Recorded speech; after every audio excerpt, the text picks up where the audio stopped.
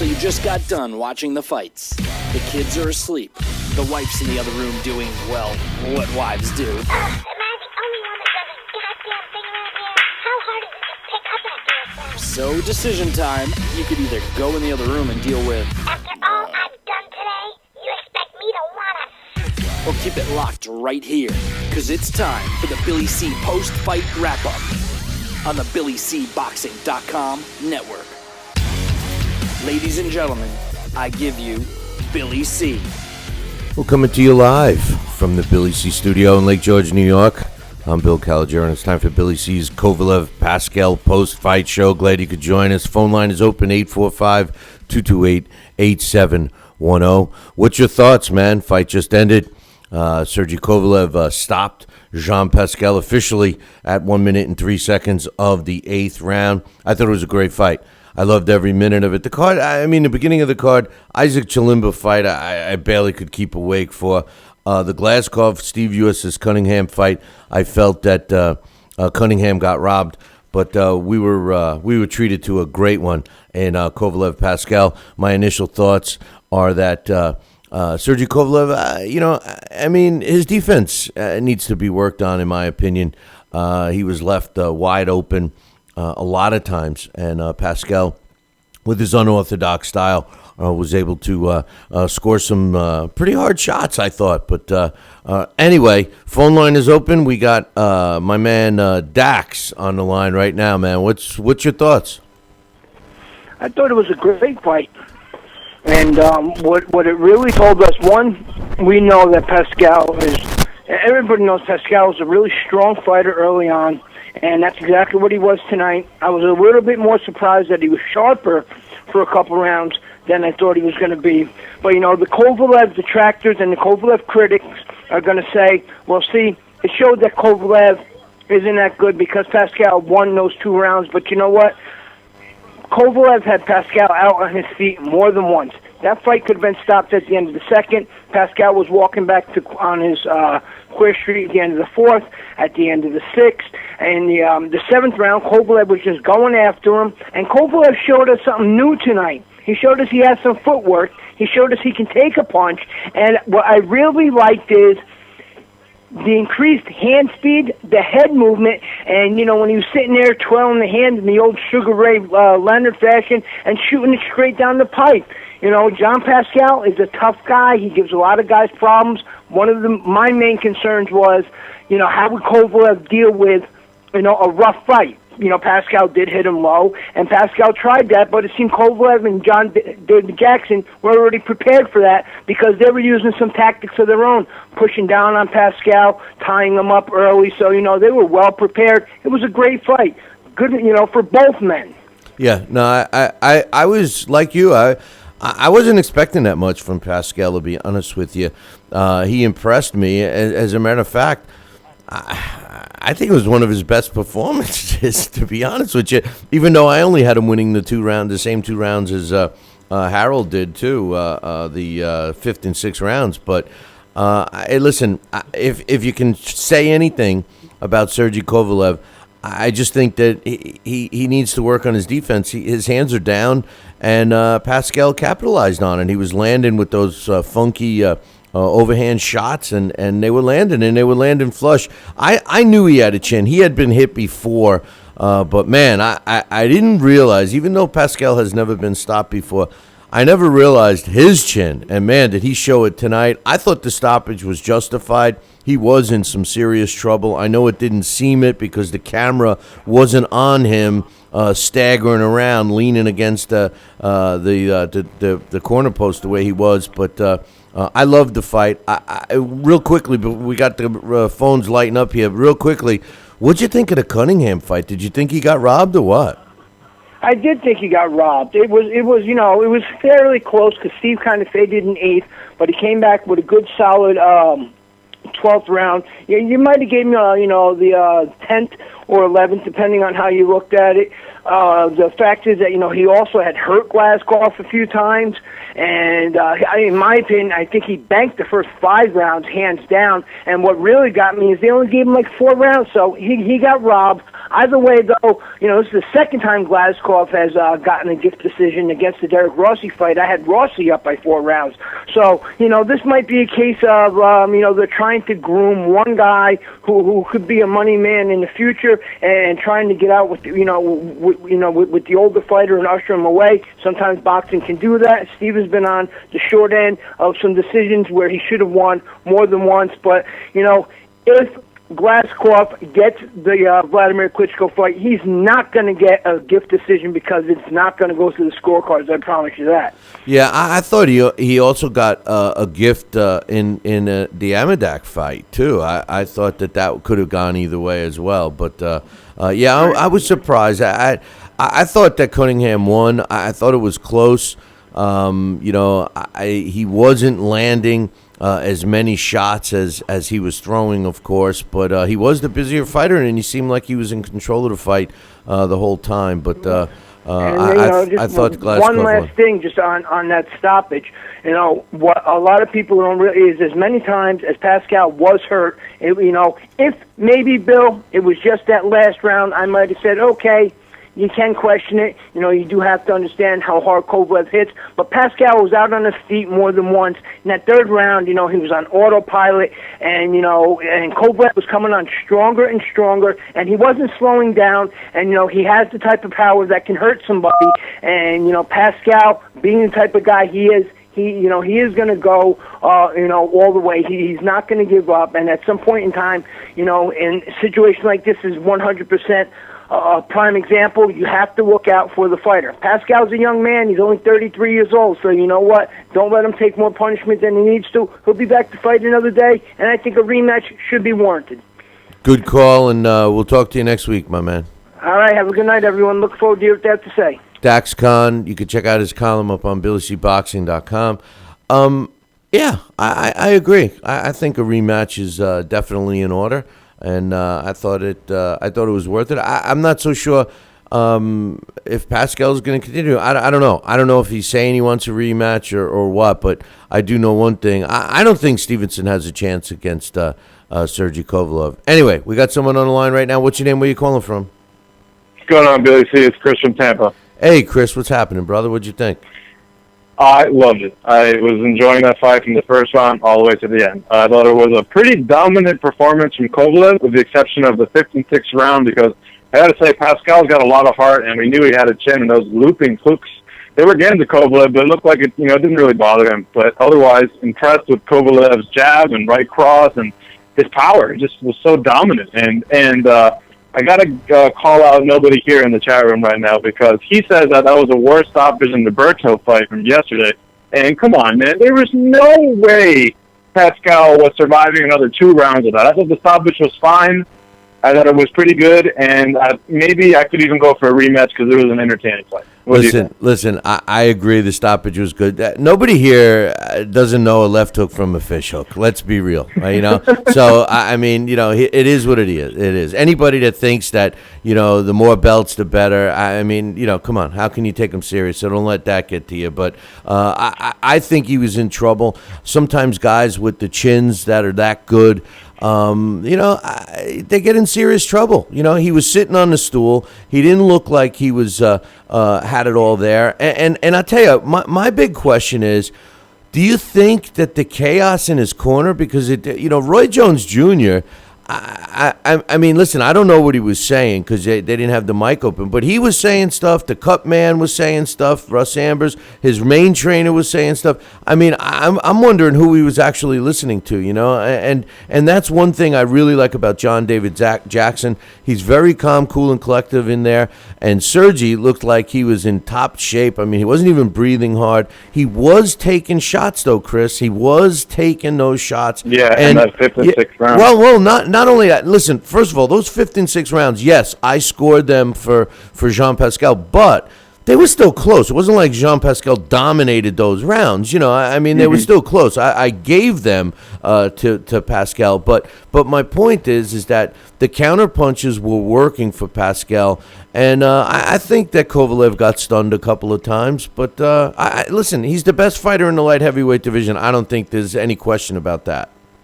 I completely agree. And he looked dominant there, man.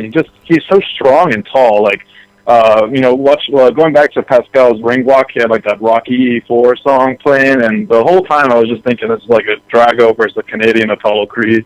And I enjoyed the fight. It was a good fight. And I'm going to say right now, I would like a rematch.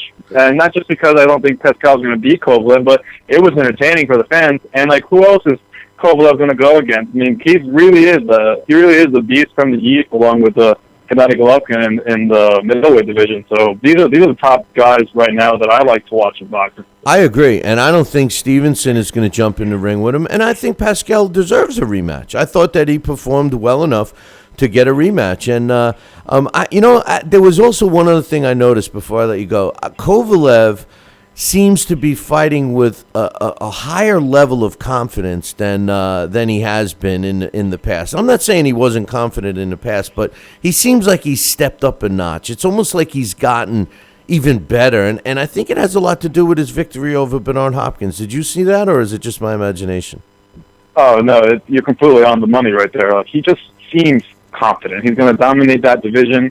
And though I'm with you and many others that agree that Gennady Golovkin should stay at the middleweight division unified, but however, a little bit of fantasy for me, maybe in 2 or 3 years, see where the careers go. Kovalev remains unbeaten, and GGG, I know they've sparred each other in the past. I know GGG isn't the biggest middleweight, but hey, if he wants to be remembered as one of the top guys, eventually, not now, but eventually, if he wants to step up and go for that fight with Kovalev, now that is like a dream match. That's better than Manny Pacquiao and Mayweather right now for me. I mean, great fighters do those kinds of things. But the size difference, if you saw those two standing next to each other, would be outrageous, I'm sure. Because Triple G I'm sure outrageous. But again, fantasy speaking, amazing. A dream match. Hey, like I said, that's what great fighters do. They do that kind of thing. That's been my knock on Floyd all these years. He's never done anything like that. I agree with you on those things. So anyway, hey, man, great call, and we'll look forward to you next time, my man. All right, take care, Billy. All right, that was my man Chris from Tampa. Hopefully, I'll be seeing him in a couple of weeks at the April 3rd event in Sarasota. And by the way, don't forget about that. We are doing a live event. You can check it out right here on BillyCBoxing.com, April 3rd, beginning 7 p.m. sharp Eastern Time. In case you missed it, we just saw a great fight between Sergey Kovalev and Jean-Pascal on HBO. Sergey Kovalev stopped Pascal at 1 minute and 3 seconds of the 8th round. It was waved off by referee Louis Pabon. I thought that it was a good stoppage. As far as the rest of the card goes, it kicked off the broadcast with Isaac Chilimba against Vasily Leprechaun on St. Paddy's Day. No, it's Lepihan, or however they pronounce it. I was totally pronouncing it wrong, but what a stinker that was. I mean, I have no interest in seeing Isaac Chilimba, and definitely not Vasily again, but nonetheless, Chilimba won a unanimous decision. Two of the judges saw it at 99-91. One judge saw it the way I saw it at 100 to 90. And then the co-main event, Cesar Glazkov against Steve U.S.S. Cunningham. Glazkov improved to 20-0 with a draw with 12 knockouts. I thought Steve Cunningham won the fight. I referred to it as a robbery to Dax when he was on the line before, but it was a close fight. 116, 112 twice, 115, 113 the way the judges saw it. I saw it the other way. I thought Steve Cunningham won the fight 116, 112. And then, of course, the Kovalev fight. Joining us right now, I believe, is my man from Michigan. What's up, Mike?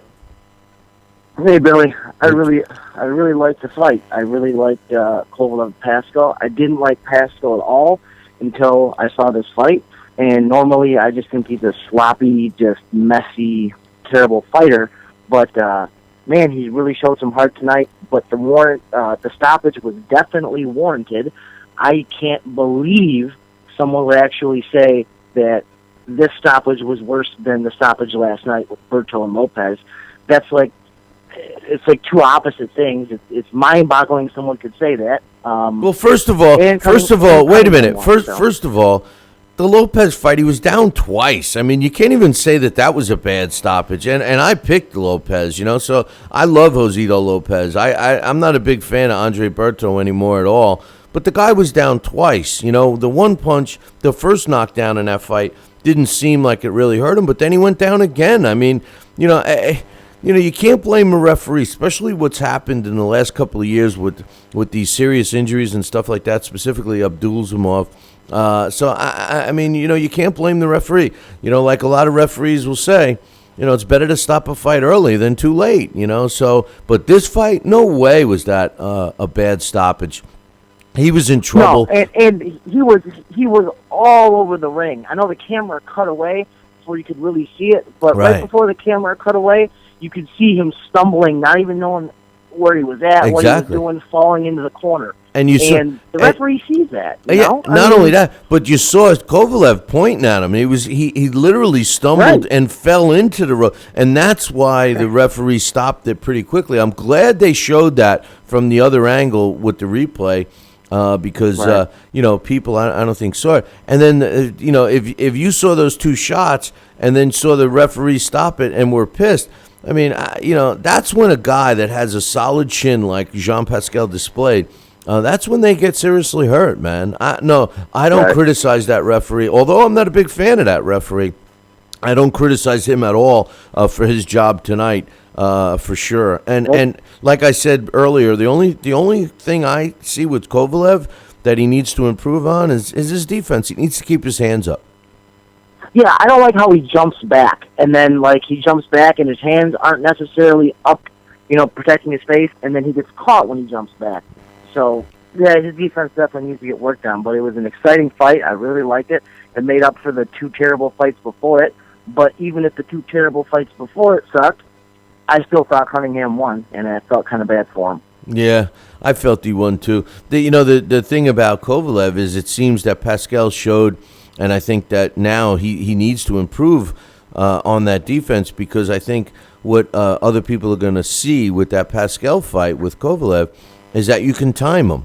You can time him with counter punches, and that's when you really think about the fight. That's all Pascal had in that whole fight, was he was able to time a couple of shots and land some big bombs that landed flush. But Kovalev's got a granite chin, man. I mean, I thought he definitely got stunned, but he wasn't in trouble in that fight. Agreed. And I actually did like how Pascal did block quite a few of the straight right hands from Kovalev. And I don't necessarily like that the way he did it with his elbow and stuff, but it worked, and it deflected a lot of those right hands away, Yeah, truthfully, I did not think Jean-Pascal would perform as well as he did. Even though I only had him win in 2 rounds up until the stoppage, I really thought that fight was going to be over a lot quicker. So I do give Jean-Pascal credit. I thought when we were talking about this fight leading up to it during the show, during the week, I thought that, he was just going for the payday and that was it. So I've gained a lot, like you, I've gained a lot of respect for Jean-Pascal after his performance tonight. But clearly, in my opinion, Sergey Kovalev is the best light heavyweight in the world today. Agreed. All right, I'll let you talk to someone else. Thanks, all right, man. brother. Take care. That's my man Mike from Michigan. And if you live near Mike, make sure you pay your water bill. Otherwise, you're going to be seeing Mike.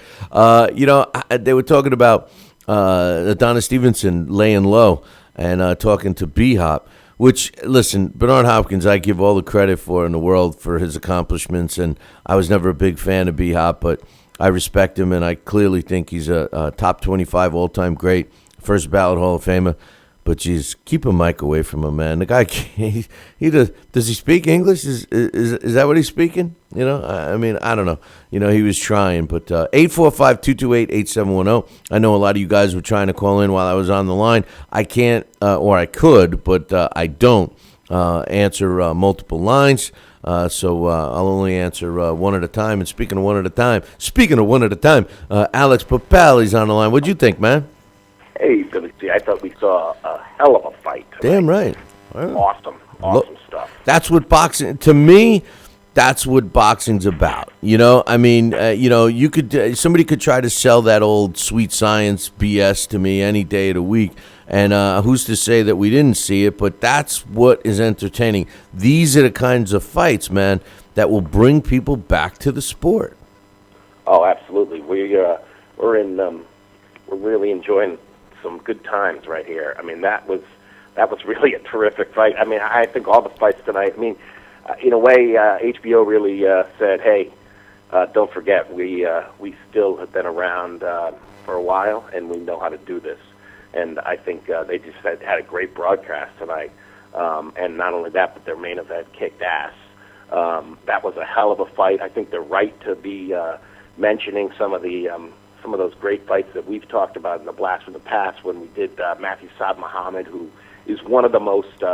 I tell you, in the Hall of Fame, there's all kinds of different fighters, but when you want to talk about just a pure action style, that's Matthew Saad Muhammad, and he had some great light heavyweight wars in the 70s and 80s, and that's what we saw tonight. Was and it's interesting, Bill, because I think some of the things that people are saying, I would agree with, that Kovalev showed some vulnerabilities in some of the things he did, like. But doesn't he have to? I mean, he's been so dominant for so long that when he pulls back, when he gets nailed, he pulls back. A younger, athletic, explosive guy like Pascal could exploit that. Hopkins, of course, could never do that because he was on the defensive and didn't have the reflexes or the ability at his age to sort of make him pay for mistakes like that or ever get him to go backwards. And I think that one of the things that was so great about this fight is there was so much drama in it. I think Harold Letterman's right, and I hope I would have no problems with seeing a rematch. If the Stevenson fight's going to take a while to happen, I would love to see a rematch because that fight, the ebbs and flows, even though, like I think a lot of you guys have all said, I only gave Pascal 2 rounds too. He was in it a lot more than that, and I was impressed with how he really walked through the land of the dead quite a few times because I thought he was done several times. Yeah, he's got a granite chin, and even though I like you, I gave him 2 rounds, there were still close rounds, and there were also some close rounds in the beginning that, it was almost like he was winning a couple, but then, Kovalev came back and took the rounds. I mean, it was an entertaining fight, and it was a fairly even fight despite, the ending and the fact that, even though through 8 rounds, I had given 6 to Kovalev. But, I like I said before, it's like Kovalev has kicked it up a notch. Yes, he's got some holes in his game that hopefully they'll repair, but it's kicked up a notch. I thought he was the best anyway, but I don't know. I think he might have learned more than we realized from the Hopkins fight, and I think it was on display tonight. Definitely, and I tell you, that was a great piece of video they showed of him and Hopkins with taking pictures together with Kathy Duva and John David Jackson, and wow, that was such a cool thing. I love those moments when we do the Blast from the Past with when you find moments where not only was there 2 great fighters in the ring fighting, but then you find out that, wow, this guy was at ringside, and maybe this guy was in the corner.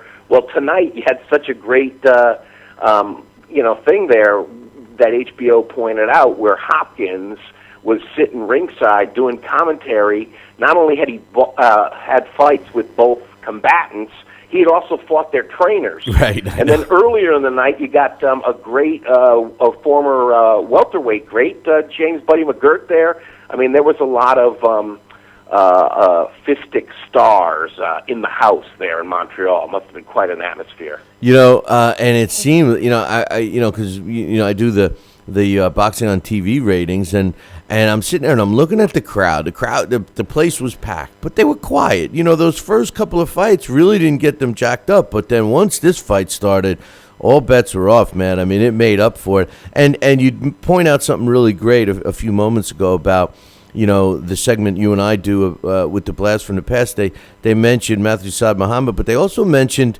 Marvin Johnson too, didn't they? Yeah. And they were saying what a great fight that was. And we just did a couple of light heavyweights not too long ago. So we're the sad thing is what scares me about the state of the sport right now is that we are on the cusp of really, really getting back to where we want. And I'm afraid that the division that has clearly happened between, promoter versus promoter, network versus network, whatever, is going to prevent some of these fights. Example, Adonis Stevenson, I don't care what he said to B-Hop. I just can't see him jumping in the ring with Kovalev. I don't think it makes sense for him.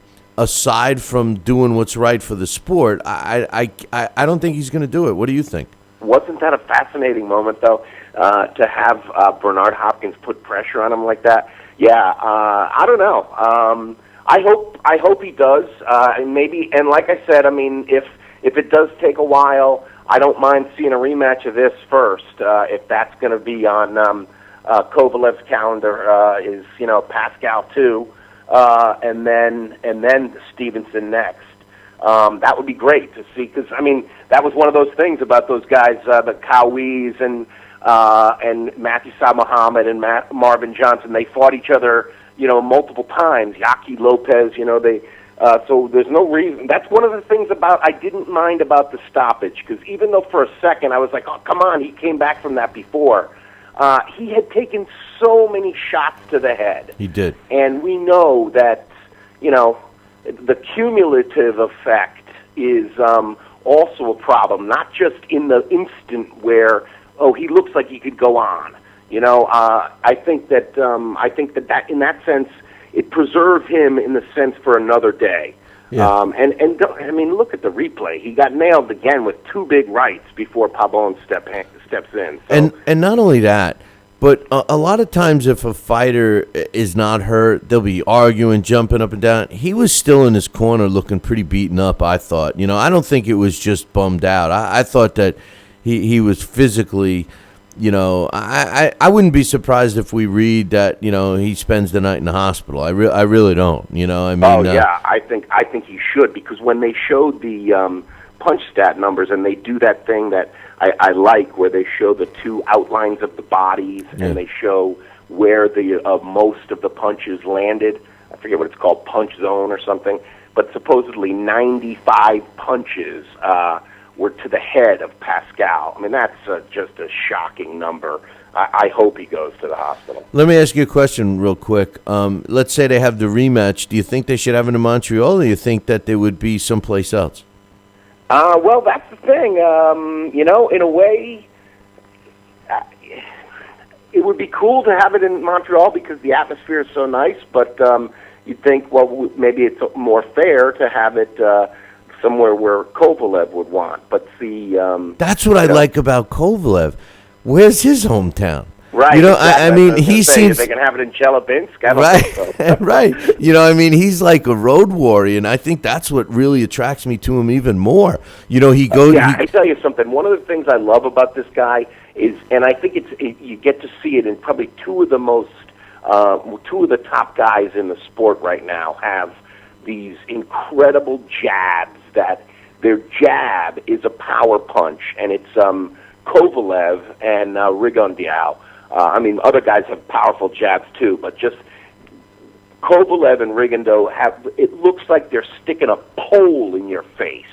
And man, from the opening bell, he was working that jab. Yeah, but he was using his right, sort of like a hard punch / jab too. It was weird. Too is just, those straight punches are brutal. And those are setup punches, because then his power punches are a whole nother animal. He's sticking out the jab and that pouring right, where he leads with his right, and it's kind of like another stiff jab, but then when he wants to land something with bad intentions, it's a whole nother level. It's like, man, I couldn't imagine take that.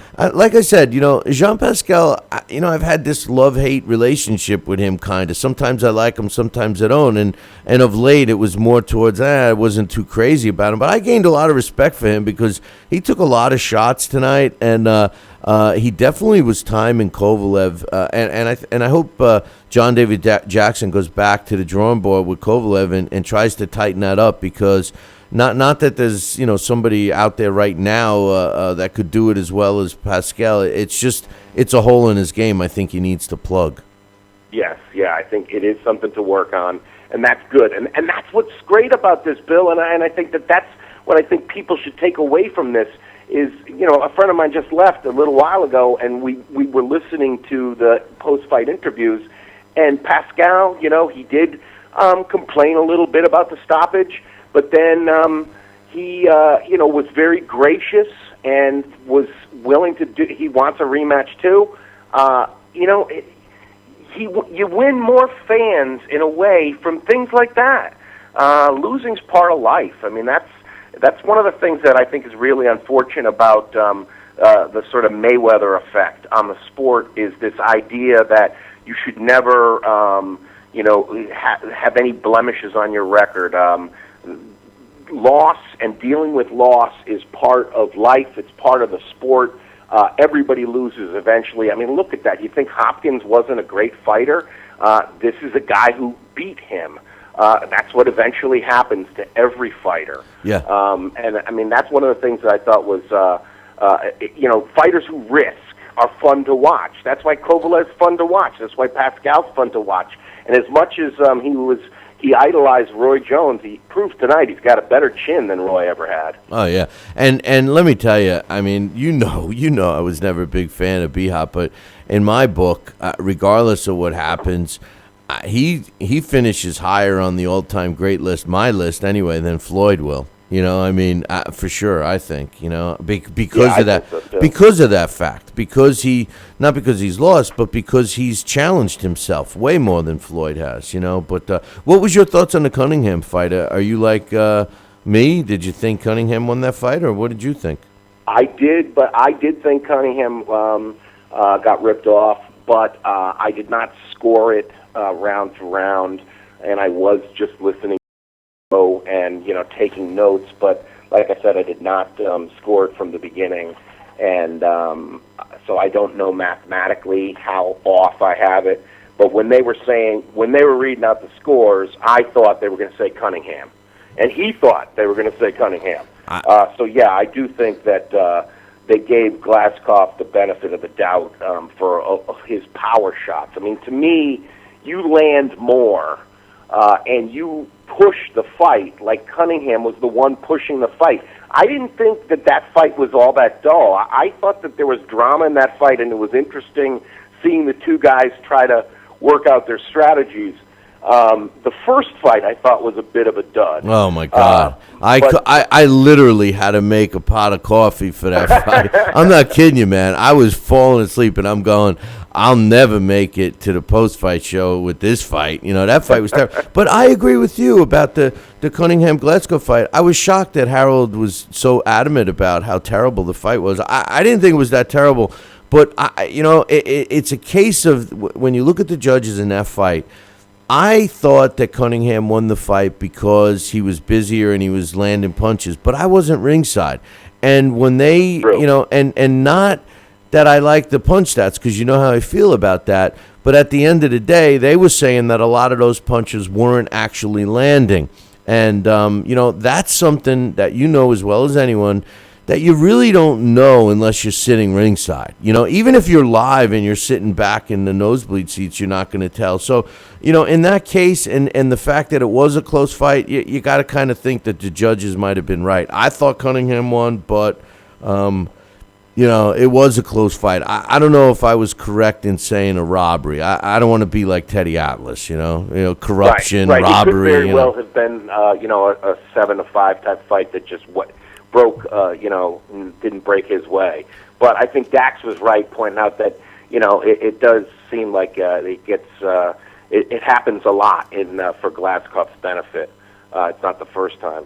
Yeah, well, like the bottom line is this: the Kovalev-Pascal fight made you forget about any negative thing about the card. Absolutely. You know, I mean, and I did want to say and then I'll jump off the phone, but I did want to say that as much as I really enjoy, I like B-Hop anyway. I thought he did a pretty good job. There's certainly times where he slips up with words, but for me, he had the line of the night, and of course now I can't find it.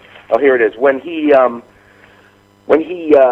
they asked him about Nassim Richardson, and he described him like this. He said, "He don't have a give-up bone in his body." I love that. Just for that little nugget, man, that's just beautiful. Here's the thing about B-Hop. B-Hop knows the game probably better than anyone that's out there today, all right? He does his little piece in the ring and all of that. I was shocked. I don't get ring anymore because it's a non-issue for me. But I was glad to hear that he's still doing it. He's been doing it for a long time.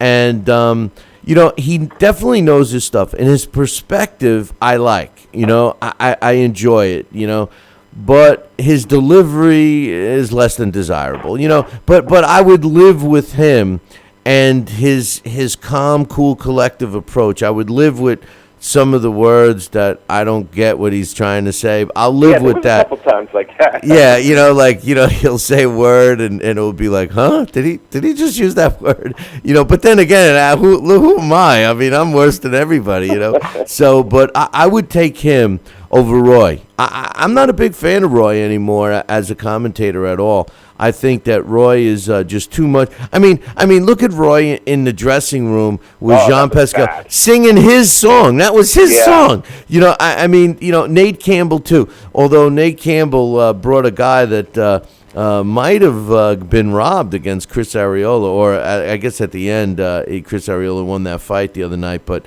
hey, real quick, what'd you think of the second, Al Heyman broadcast on Spike? I did not see all of it, but what I saw, I liked. Yeah. And I did think they were kind of stepping on each other, those guys, a little bit. But I thought they had so much more energy and were more interesting to listen to, even though I didn't know who the hell two of them were. But I did like Antonio Tarver. I thought they were pretty good. Yeah, I'll Tarver. have to watch the rest of them. Tarver was always solid. There's no question about that. The other two guys weren't that good. I didn't think. The girl, Tommy. I love Tommy Hearns, but keep him away from a mic. I mean that part of it. But the fights were. They were entertaining. They were clearly showcase fights. But I don't mind entertaining fights. I don't. I thought that event was way better than the first one on NBC, but I was talking to John from LDL TV earlier tonight, and I'm pretty sure that one, Spike TV had something to do with some of the money, like some of the sponsorships and stuff, because it just seemed total Spike TV, whereas NBC was just like letting them go with Corona and the local advertising and stuff like that. But it was definitely entertaining. And I noticed they had a Kickstarter, a drink, or I think that was what it's called, or Kickstart or something, an energy drink that I've never seen an ad for before. So to me, that seems like a new ad. Yeah, there was a couple. There was a couple of ads that I wasn't used to seeing for boxing. So yeah, I liked it, and I liked the fights. And I don't know why everybody's making a big deal about the Berto stoppage. I mean, Berto, I'm not a big fan of Berto. I love Josito Lopez, but the guy was down twice. I mean, I don't know if you can really complain about that stoppage, I mean, I only watched the first two rounds, and then I went to sleep. But they were really hammering each other. So, if it was another one of those cases like, a punishment, overall punishment type stoppage, then I'll probably be okay with it. But I'll definitely check it out. I'll tell you one fight. The late sub that they got, because Garcia didn't show up to the weigh-in for Sean Porter. Sean Porter did he won, but he by stoppage.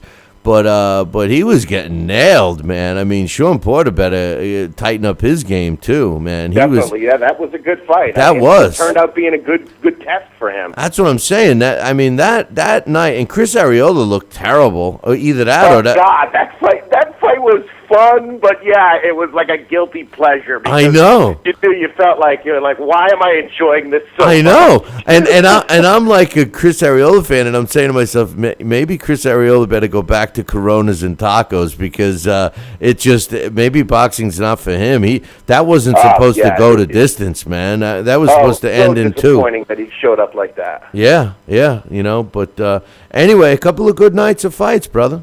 Absolutely. I mean, we're really this was the topper, Kovalev-Pascal to be that good after last night too. I mean, and then last weekend we're riding. We got to enjoy this, man, because we don't get this a lot. And one last thing, you mentioned it when you first came on. HBO shows that they're the best. And Showtime is sinking deeper and deeper into the abyss. What a horrific night on Showtime, man. Did you catch those fights? I watched, I did watch the first 2. I haven't watched them all, but I saw that they're all like quick ones. Quick ones, mismatches, ridiculous. Not even entertaining. All blowouts. I mean, total blowouts. I mean, what happened to Showtime? You remember when we would tune into, and the funny thing is that Barry Tompkins and Steve Farhood and Raul Marquez, they're a really solid broadcast team. I mean, I think that you could argue that they're the best out there. And, when they don't have anything to say, when they can't even call fights because they're so piss poor, I mean, that's a shame, And I'm just so disappointed in Showtime. I used to really look forward to anything on Showtime because it was always so competitive, and that's gone, man. We're almost hitting 2 years now where we haven't seen competitive fights on Showtime, and it's a shame because HBO, in my opinion, has no competition right now. Yeah, well, and I tell you, as much as it is HBO, it's also main events, and Kathy Dula have to get massive props because, in a way, this was almost like the alternative to Al Heyman. I don't think anybody was an Al Heyman fighter tonight, were they? And no. I think that's one of the things that, Kathy Duva and Al Heyman they almost came to blows, if you will, in a legal sense last year. And she showed tonight that she could put on a hell of a card. And that's what fight fans want to see. And that's the whole issue with, like, Triple G. That whole group of fighters, the Triple G, the Kovalevs, that's why I'm not getting all my hopes up that Stevenson is going to fight this guy, because of that. Right, yeah, it could very well be. They want to, but that's why it was nice to have the granddaddy of the division there to lean on him a bit. That might go some ways, but yeah, I mean, it is impressive to and to see Don Turner there. I mean, he's been there in the corner of lots of great main event fighters like Holyfield, and to see him working behind the scenes with Glaskov as well as Kovalev is kind of cool too. Maybe him in the corner with Glaskov helped the scorecards a little bit. It could be. It could be. Alex, great call. I look forward to you next week, man. All right, Billy, take care. That's Alex Papali. You can check out the Blast from the Past segment with him every Wednesday. And speaking of Wednesday, if you're new to this, if you're just stumbling across this show, we do a daily boxing talk show Monday through Friday from 5 to 7 p.m. right here on BillyCBoxing.com. It's also on YouTube and on LDL TV, so make sure you check that out. 5 to 7 p.m. You can also check out our YouTube page, www.youtube.com/talkinboxing. That's TALKINBOXING. I think I got time for one more caller, 845-228-8710. And speaking of great shows, we're going to be doing a live broadcast April 3rd from Sarasota, Florida, and you'll be able to catch it again right here at BillyCBoxing.com and the YouTube page and also LDL TV. It's going to be scheduled for 8 fights. It's going to be brought to you for free, the way webcast should be, and yours truly will be calling the action ringside. from beautiful Sarasota, Florida. Now, if you're in the Sarasota area, Tampa area, make sure you get yourself some tickets. Now, if you're looking to get the better seats, drop me an email, Billy@Tuckin Boxing. That's TALKINBOXING.com, and I'll hook you up directly with the promoter and tell him Billy C sent you, and you'll get a good deal on the VIP seating and stuff. Or you could just get regular slug seats, general admission, by going online or getting them at the door. It's going to be a good card. Two World Boxing Federation titles are on the line. China Smith defends his North American title against Mike Shepard in a rematch. It was actually one of the best fights I saw live last year in Tampa. So that's going to be the main event. The co-main event is Aaron Jacko going up against Frankie Filippone for the vacant WBF North American Super Middleweight title. We have a heavyweight feature fight, 8-rounder Daniel Martz against James Phipps, and then a bunch of other great fights. There's 8 fights on the card altogether, and you can check that out. Now, listen, I know we've had several people try to call in. Now's the chance if you want to give us a shout, 845-228-8710. We are talking about the Sergey Kovalev Jean Pascal fight that just ended about a half hour ago. In case you missed it, Kovalev stopped Jean Pascal at 1 minute and 3 seconds of the 8th round. It was a TKO. Referee Louis Popone jumped in and stopped the fight. I thought it was a justifiable stoppage. The fight was extremely entertaining from start to finish. I think Kovalev proved that he's the best light heavyweight in the world today. And even though Bernard Hopkins, like Alex talked about a few moments ago, even though Bernard Hopkins kind of cornered Adonis Stevenson and basically said, hey, when are you going to fight this guy? And he says, oh, yeah. I'm not so sure it's going to happen. Not right away, anyway. I think they're going to try to milk Adonis Stevenson. I think you're going to hear more of the rhetoric that he's the linear champ, he's the best champ, blah, blah, blah, and look who he's fighting. I mean, I think, as a matter of fact, I think Sego Biga actually has a chance of beating Adonis Stevenson. So that's how I think of Stevenson. I don't think he's anything, really. And I do think Sergey Kovalev is the real deal. I think that he does need a little tightening up with his defense. But aside from that, I think he's the real deal. Now, also on the HBO broadcast, it was actually a triple header. Kicked off with one of the most boring fights so far this year, Isaac Chilimba against Vasily Lemkin. And Chilimba, I guess, he picked up a title. He picked up the North American Boxing Federation's light heavyweight title in this fight. He won a real snooze fest. 2 of the judges had it 99-91, and one judge had it 100-90. Listen, I don't want to see Isaac Chilimba anytime soon against a guy like Kovalev or any other top light heavyweight. He's just...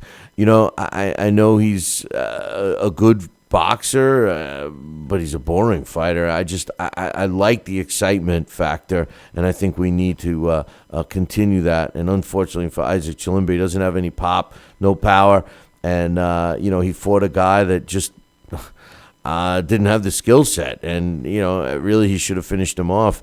And if I heard his father, Vasily Lemkin, say, I'm going to stop. Do you want me to stop this fight? Do you want me to stop? It's like, come on, man. Obviously, when the kid was being raised up, don't make me take away your bicycle or whatever, and the guy never did. But bottom line, Chilimba got out with a win. He improved to 24 wins, 2 losses, and 2 draws, with only 10 of his wins coming by knockout. Vasily Lemkin drops to 17-1, losing for the first time in his career with 9 knockouts. In the second fight that came on the HBO broadcast, it was Steve USS Cunningham fighting Cesar Glazkov in a heavyweight elimination bout. Apparently, the winner of this fight will now be the mandatory for the IBF version of Vladimir Klitschko's string of belts that he has. And the winner of this fight was Cesar Glazkov. He improved to 20 wins, no losses, and a draw, with 12 of his wins coming by knockout. 2 of the 3 judges scored at 116-112. One had at 115-113. I personally thought Steve Cunningham won the fight. I think the fight was close. But like I was talking to Alex, I was not ringside, and you definitely get a different perspective ringside. And finally, the main event that we've been talking about, Sergey Kovalev stopped Jean-Pascal 1 minute 3 seconds of the 8th round to improve to 27-0 with a draw with 24 knockouts. Jean-Pascal only loses for the third time in his career. He's now 29-3-1 with 17 knockouts. They're talking about a rematch. I personally would like a rematch. It would be interesting to see where it is. And like Alex, I wouldn't mind seeing it in Montreal again, or any place else for that matter. Hey, listen, we had the phone line open. Nobody called. We talked a lot about this fight. My quick thought is that Sergey Kovalev needs to tighten up his defense a little bit. But that's about it. I think he's fighting with a higher level of confidence since his win over Bernard Hopkins. And I think he's the best light heavyweight in the division today, hands down. So don't forget, Monday through Friday, we do the live Talking Boxing with Billy C show right here on BillyCBoxing.com, on LDL TV, and on our YouTube page, YouTube/Talkin' Boxing. That's TalkinBoxing. Listen, I'm going to pack it in. Tune in on Monday night, 5 to 7 p.m., and enjoy our show. Enjoy the rest of your weekend. Ciao, baby.